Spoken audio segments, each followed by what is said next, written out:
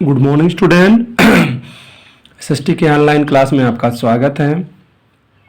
इस समय हम लोग इतिहास में चैप्टर सेकेंड भारत में राष्ट्रवाद पढ़ रहे हैं। उसके अंतर्गत हम लोग पढ़ रहे हैं असहयोग आंदोलन। असहयोग आंदोलन के अंदर हम लोग का जो टॉपिक है वो आंदोलन के भीतर अलग अलग जो विचारधाराएं हैं उसको पढ़ना है। चलिए शुरू करते हैं। देखिए, जनवरी 1921 में असहयोग और खिलाफत आंदोलन दोनों एक साथ शुरू हुआ। विभिन्न सामाजिक समूहों ने इस आंदोलन में भाग भी लिया, लेकिन प्रत्येक जो सामाजिक समूह था उसकी अलग अलग अपेक्षाएं और आकांक्षाएं थी। सभी स्वराज के पक्ष में खड़े थे, परंतु इन सभी के लिए स्वराज का अर्थ अलग अलग था। यह आंदोलन हिंदू मुस्लिम एकता का प्रतीक था। अगला हेडिंग है शहरों में आंदोलन। असहयोग आंदोलन का जो प्रारंभ हुआ था, यह कह सकते हैं जो उत्कर्ष हुआ वो मुख्यतः शहरों में ही हुआ। आरंभ शहरों के मध्य वर्गों में हुआ था। इस आंदोलन के शुरू होते ही विद्यालय के और कॉलेजों के हजारों विद्यार्थियों ने स्कूल कॉलेज छोड़ दिए। वकील जो न्यायालय में वकालत कर रहे थे उन लोगों ने मुकदमे लड़ना छोड़ दिया। मद्रास के अलावा ज़्यादातर प्रांतों में जो परिषदीय चुनाव थे उसका बहिष्कार किया गया। केवल मद्रास वालों ने चुनाव में भाग लिया। मद्रास में भी गैर ब्राह्मणों द्वारा बनाई गई जस्टिस पार्टी का मानना था कि काउंसिल में प्रवेश के जरिए उन्हें अधिकार मिल सकता है। उनका एक अलग सोच थी, एक अलग मायने थी स्वराज के में या सहयोग में ना खड़ा होने के लिए कि अगर हम लोग इस चुनाव में भाग लेंगे तो हमें उसके अंदर जाकर उसका विरोध करने का मौका मिलेगा, जो सामान्य रूप से सिर्फ ब्राह्मणों को ही मिल पाते हैं। यही कारण है कि इस पार्टी ने चुनाव का बहिष्कार नहीं किया था। आर्थिक मोर्चे पर असहयोग आंदोलन का प्रभाव और भी ज़्यादा नाटकीय रहा। इस समय विदेशी कपड़ों का बहिष्कार किया गया, शराबों की दुकानों में पेंट्री की गई, धरना दिया गया, स्थान स्थान पर विदेशी कपड़ों की होली जलाई गई।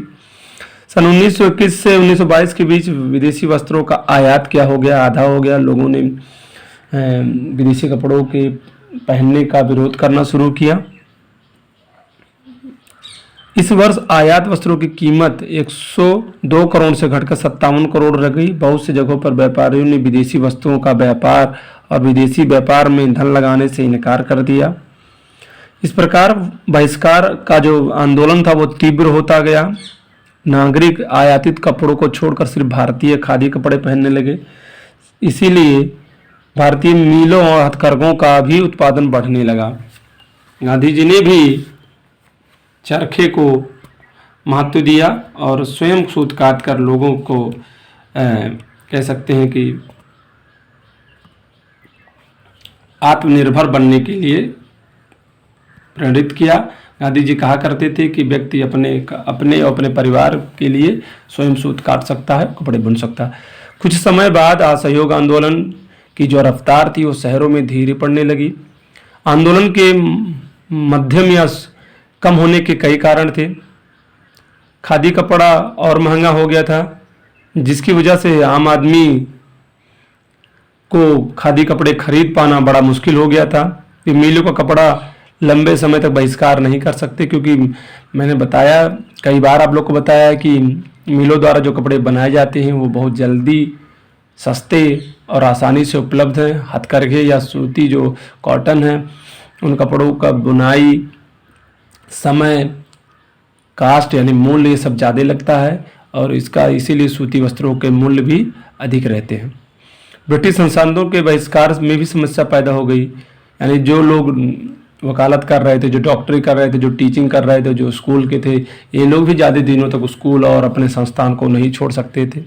इस आंदोलन की सफलता के लिए वैकल्पिक जो भारतीय संस्थानों की स्थापना करना आवश्यक था, जिससे ब्रिटिश संस्थानों के स्थान पर उनका प्रयोग किया जा सके, लेकिन ऐसा हो नहीं पाया। यानी जो नौकरी छोड़ के आए थे उनको नौकरी देना, जो स्कूल विद्यालय छोड़ के आए थे उनको अपने भारतीय विद्यालयों में जगह देना, ये सारी बातें होनी चाहिए थी। अगर ये सब होते तो आंदोलन और भी सफल हो सकता था। लेकिन वैकल्पिक संस्थानों की स्थापना की जो प्रक्रिया थी बहुत ही धीरे थी। परिणाम यह हुआ कि विद्यार्थी तथा शिक्षक सरकारी स्कूल में वापस जाने लगे और वकील फिर से सरकारी अदालत में नजर आने लगे। अब अगला टॉपिक जो है वो ग्रामीण इलाकों में विद्रोह। अभी तक शहर में चल रहा था, अब गांव में चलने लगा। धीरे धीरे जब शहरों में गति मंद पड़ने लगी तो ये आंदोलन क्या हुआ, गांव की तरफ फैलता गया। यहाँ तक कि पहले विश्व युद्ध के बाद आदिवासी और किसानों ने जो आंदोलन हो रहे थे वो भी असहयोग आंदोलन में ही क्या हो गए, मिल गए। संक्षेप में ग्रामीण क्षेत्रों में जो किसान थे और आदिवासी के जो विद्रोह थे उनके कारण को हम निम्न प्रकार से समझ सकते हैं। अवध के जो किसान थे, जो इस समय हम लोग रह रहे हैं, फैजाबाद, गोंडा, बस्ती, ये सब का नेतृत्व सन्यासी बाबा रामचंद्र कर रहे थे। बाबा रामचंद्र किसानों के आंदोलन का नेतृत्व करने पर पूर्व फिजी में एक गिरमिटिया मजदूर के रूप में कार्य कर चुके थे। बाबा रामचंद्र को अंग्रेजों ने बागानों में, चाय के बागानों में, अन्य जगह काम करने के लिए फिजी ले गए थे। अफ्रीका के एक छोटा सा देश है फिजी, वहाँ पे ले गए थे गिरमिटिया मजदूर के रूप में। हम लोगों ने 9th में पढ़ा है गिरमिटिया मजदूर। गिरमिटिया मजदूर बधुआ मजदूर होते हैं, जिन्हें बिना बताए, बिना काम का बताए और उनको एक जगह से, एक देश से दूसरे जगह पे बधुआ मजदूरी की तरह काम पे ले जाया जाता था। इनका आंदोलन ताल्लुकदारों और जमींदारों के खिलाफ था। इनका मुख्य आंदोलन क्या था, जमींदारों और ताल्लुकदारों जिनके पास खेत थे उनके खिलाफ था, जो किसानों से क्या करते, भारी भरकम लगाम और विभिन्न प्रकार के कर वसूलते थे। किसानों को बेगारी भी इनके यहाँ जाके करनी पड़ती थी। पट्टेदारी के रूप में उनके पट्टे निश्चित नहीं होते थे कि किनको कितना खेत मिलेगा, कब मिलेगा, कब खेत छुड़वा लेंगे, ये सारी बातें थी। उन्हें बार बार पट्टे की ज़मीन से हटा दिया जाता था। जैसे किसी को पट्टा मिल गया तो किसान जमींदार क्या करते थे, जो भी किसान इनका विरोध करता था, इनकी बेगारी नहीं करता था, पट्टे का ज़मीन उसको नहीं, दूसरे को जो इनकी चापलूसी या इनका काम करता था उसको दे देते थे, ताकि जमीन पर उनका अधिकार ना हो सके। वे अपनी इन्हीं समस्याओं को लेकर असहयोग आंदोलन में शामिल हुए थे। उनके अभी शुरू में हम लोगों ने पढ़ा है कि इस आंदोलन के भीतर लोगों की अलग अलग विचारधाराएं थी, अलग अलग सोच थी, अलग अलग समस्याएं थी। कोई किस समस्या लेके आंदोलन में भाग लिया, कोई किसी समस्या लेके आंदोलन में भाग लिया था। ठीक है ना। उनकी मांग थी कि लगान कम किया जाए, बेगारी जो थी उसको समाप्त किया जाए, जमींदारों का सामाजिक बहिष्कार किया जाए। विरोध स्वरूप किसानों ने जमींदारों की सुविधाओं से वंचित करने के लिए अपनी पंचायतों में नाई धोबी बंद का निर्णय भी लिया। ठीक है ना। किसानों के इस बहिष्कार के विरोध के मध्य जून 1920 में पंडित जवाहरलाल नेहरू ने अवध के गांवों का दौरा किया और गांव के नागरिकों से बातचीत की और उनके कष्ट को समझने का प्रयास किया था। इसके पश्चात अक्टूबर 1920 तक नेहरू, बाबा रामचंद्र और कुछ अन्य नेताओं द्वारा अवध किसान सभा का संगठन भी किया गया। एक संगठन गठन किया गया। एक माह में ही अवध के ग्रामीण क्षेत्रों में इस संगठन में करीब 300 से ज़्यादा शाखाएं बन गई थी। अगले साल जब असहयोग आंदोलन आरंभ हुआ था तो कांग्रेस ने अवध के किसान आंदोलन को भी असहयोग आंदोलन में सम्मिलित करने का प्रयास किया था, परंतु किसानों के आंदोलन का रूप और उसके तरीके कुछ इस प्रकार हो गए थे जिनसे किसानों का नेतृत्व प्रसन्न नहीं था। यानी अहिंसात्मक था, हिंसात्मक नहीं था। सन 1921 में जब असहयोग आंदोलन शुरू हुआ तो किसान ताल्लुकदारों और जमींदारों के मकान पर हमले करने लगे, बाजारों में लूटपाट करने लगे, अनाज के गोदामों पर कब्जा कर लिया गया। उन्हें शांत करने के लिए स्थानीय नेताओं ने यह कहा कि गांधी जी ने यह घोषणा की है कि अब कोई लगान नहीं भरेगा, जमीन गरीबों में बांट दी जाएगी। अतः गांधी जी के नाम पर अवध के किसानों ने अपनी कार्रवाई और आकांक्षाओं को सही ठहराया। ठीक है ना। उनको रोकने के लिए ऐसा झूठ बोला गया था। आदिवासी किसानों ने महात्मा गांधी के असहयोग आंदोलन का अपना ही अर्थ निकाला। उदाहरण, आंध्र प्रदेश के गोडेम पहाड़ियों में सन 1920 के दशक की शुरुआत में एक उग्र गौरिल्ला आंदोलन फैल गया था। इस संघर्ष को कांग्रेस ने कभी स्वीकार नहीं कर सकती थी। एक वन्य क्षेत्र की तरह 1905 में उपनिवेशिक सरकार ने वनों को 2/3 भागों को आरक्षित वनों में बदल दिया। मैंने पढ़ाया था आरक्षित, संरक्षित और साधारण वन, ये 3 वन थे, जिसमें क्या गया था, इन जो वनों के आसपास रहने वाले लोग थे, आदिवासी थे, उनको वनों में प्रतिबंधित कर दिया गया था। जबकि आदिवासी का जो जीवन है इन्हीं वनों पर आधारित है, क्योंकि ये वनों के ही अगल बगल रहते थे, जिसका अर्थ था कि वनों के इस भाग में ग्रामीण समुदाय प्रवेश नहीं कर सकता था। लोग इन्हीं जंगलों में ना तो मवेशी चरा सकते थे, ना जलाने की लकड़ी बटोर सकते थे और ना ही फल वगैरह ले सकते थे। इससे पहाड़ी क्षेत्र में रहने वाले लोग काफ़ी परेशान और गुस्से में थे। इससे न केवल उनकी रोजी रोटी पर असर पड़ा, बल्कि उन्हें लगता था कि उनके जो पारंपरिक अधिकार हैं उनको भी जबरन छीना जा रहा है। जब सरकार ने उन्हें सड़क निर्माण के लिए बेगार के लिए विवश किया तो उन्होंने सरकार के विरुद्ध बगावत कर दी। एक तो अंग्रेजों ने क्या किया, इनको प्रतिबंधित कर दिया वनों में जाने के लिए, और जब पहाड़ों पर सड़क बनने लगी तो जबरदस्ती जमींदारों की तरह इनको भी सड़क बनाने के लिए बेगारी का काम किया गया। उनका नेतृत्व करने वाले अल्लरू सीताराम राजू एक दिलचस्प व्यक्ति थे। उनका यह दावा था कि उनके पास बहुत सी सारी विशेषताएं थी, लेकिन मजदूरों को अपनी तरफ करने के लिए, विद्रोह को और रोचक और रोमांच बनाने के लिए, विद्रोह को सफल बनाने के लिए उन्होंने मजदूरों और अन्य लोगों से कहा कि मेरे पास कुछ विशेष शक्तियां हैं।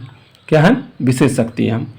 बहुमुखी व्यक्ति के धनी राजू खगोलीय घटनाओं का सटीक अनुमान लगा सकते थे, बीमारी में लोगों का इलाज करते थे और उन्हें कई बंदूक की गोलियां मार नहीं सकती थी, ऐसा सीताराम राजू ने अपने लोगों से कह रखा था। सीताराम राजू के व्यक्तित्व से प्रभावित होकर चमत्कृत विद्रोहियों को विश्वास था कि वह ईश्वर का अवतार है। राजू गांधी जी की महानता के पुजारी थे। उनका कहना था कि वह असहयोग आंदोलन से प्रेरित है। उन्होंने लोगों को खादी पहनने और शराब छोड़ने के लिए भी प्रेरित किया था। साथ ही उन्होंने यह भी दावा किया था कि भारत जो है अहिंसा के बल पर नहीं बल्कि बल प्रयोग के माध्यम से ही आज़ाद हो सकता है। गुंडेम विद्रोहियों ने पुलिस थानों पर हमला किया, ब्रिटिश अधिकारियों को मारने की कोशिश की, स्वराज प्राप्ति के लिए गोरिल्ला युद्ध लड़ते रहे और 1924 में सीताराम राजू को अंग्रेज सरकार ने पकड़ लिया और उन्हें फांसी दे दी गई। सीताराम अपने क्षेत्र के लोगों के बीच में लोक नायक के रूप में प्रसिद्ध हो चुके थे। ठीक है ना। अगला जो है वो है बागानों में स्वराज। बागान में यानी खेतों में, बागान के चाय के खेतों में काम करने वाले जो लोग हैं उनकी बात हो रही है। ठीक है ना। महात्मा गांधी के विचारों के और स्वराज के बारे में मजदूरों की भी अपनी अलग सोच थी। असम के में जो बागानी मजदूरों के लिए स्वाधीनता का मतलब था कि उन्हें जिन चार दीवारी में बंद किया गया है था उन्हें जब चाहे आ जा सकते। उनका जो असम के मजदूर चाय बागान थे, चाय बागानों में क्या होता है, चाय बागानों में जो काम करने वाले लोग होते हैं वो रोज के रोज घर नहीं जा सकते, उनको वहीं पे चाय के बागानों में ही रहना पड़ता था। तो उनकी एक और मात्र मांग थी कि वो काम तो करेंगे ही चाय बागान में, लेकिन उन्हें घर आने जाने की स्वतंत्रता मिलनी चाहिए। उनका स्वराज का मतलब ये था। ठीक है ना। 1959 ईस्वी में इनलैंड इमिग्रेशन एक्ट के तहत बागानों में काम करने वाले मजदूरों को बागान के बाहर जाने की इजाज़त नहीं, जैसा मैंने अभी बताया। जब उन्हें असहयोग आंदोलन के बारे में पता चला तो हजारों मजदूरों ने अपने अधिकारों की अवहेलना करने लगे। उन्होंने बागान छोड़ दिए तथा अपने घर को चल दिए, परंतु मंजिल तक पहुंचे ही नहीं थे सके। रेलवे और स्टीमर की हड़ताल के कारण वे रास्ते में ही फंस गए और पुलिस ने उन्हें पकड़ लिया। ठीक है। इन स्थानीय नागरिकों ने आंदोलन को अपनी अपेक्षाएं और दृष्टिकोण के हिसाब से किया, जिनकी कांग्रेस द्वारा संचालित राष्ट्रीय आंदोलन की अपेक्षा की गई थी। उन्होंने गांधी जी के स्वराज आंदोलन का अर्थ अपने ही शब्दों में लिया। मैंने बताया जिसके अनुसार जो था कि जो स्वराज की प्राप्ति एक ऐसा युग का घोतक है या जानकारी देता जिसमें उनकी सभी परेशानियां और सभी कष्ट क्या हो जाएंगे, समाप्त हो जाएंगे। मैंने बताया शुरू में ही कि स्वराज का मतलब लोग अलग अलग लगा रहे थे। अवध के लोग सोच रहे थे कि हमारा लगान माफ हो जाएगा। असम के चाय वाले जो थे वो सोच रहे थे कि हमें छूट मिल जाएगी कि हम लोग समय से अपने घर जा सकेंगे। आदिवासियों का था उम्मीद कि जो आदिवासी थे मान प्रदेश के, उनको ये उम्मीद था कि जो वनों से 2/3 भाग वनों से इनको वंचित कर देगा, उन्हें पुनः उन वनों में घूमने, लकड़ी बुनने, फल बुनने के लिए अधिकार मिल जाएगा। ठीक है। फिर भी जब आदिवासी आंदोलनकारियों ने गांधी का नाम का नारा लगाया और स्वतंत्र भारत की हुंकार भरी तो इस दृष्टि से वे अखिल भारतीय आंदोलन में भी भावनात्मक स्तर पर जुड़ गए। कांग्रेस नहीं चाहती थी लेकिन ये फिर भी गांधी के नाम पे उस आंदोलन से जुड़ गए थे। जब वे गांधी जी का नाम लेकर काम करते थे अथवा उनके आंदोलन को कांग्रेस के आंदोलन से जोड़कर देखते थे तब वे वस्तुतः एक ऐसे आंदोलन का अंग बन जाते थे जो उनके सिर्फ क्षेत्र तक नहीं सीमित था। ठीक है ना। अगला है हम लोग का जो है सविनय अवज्ञा आंदोलन। सविनय अवज्ञा आंदोलन हम लोग अगले बार पढ़ेंगे, ठीक है ना। और अभी लोगों ने पढ़ा हो, अभी एक बात इसमें बता दूं कि गांधी जी ने असहयोग आंदोलन वापस क्यों लिया, क्योंकि चौरी चौरा है जो गोरखपुर में स्थित है, वहाँ पे शांतिपूर्ण जुलूस के ऊपर पुलिस ने हिंसात्मक प्रहार किया, जिसका विरोध करने के लिए जो जुलूस निकालने वाले लोग थे उन लोगों ने चौरी चौरा पुलिस स्टेशन को क्या कर दिया था, जला दिया था। इसमें 20 से 21 पुलिसकर्मी जल के मर गए थे, जिसके कारण ही गांधी जी ने असहयोग आंदोलन क्या कर लिया था, वापस ले लिया था। तो असहयोग आंदोलन कहाँ खत्म होता, चौरी चौरा कांड के बाद असहयोग आंदोलन 1922 में समाप्त हो गया था, ठीक है ना। चौरी चौरा कांड ध्यान रखिएगा, पूछता है कि चौरी चौरा कांड कहाँ, तो ये हुआ था गोरखपुर, ठीक है ना।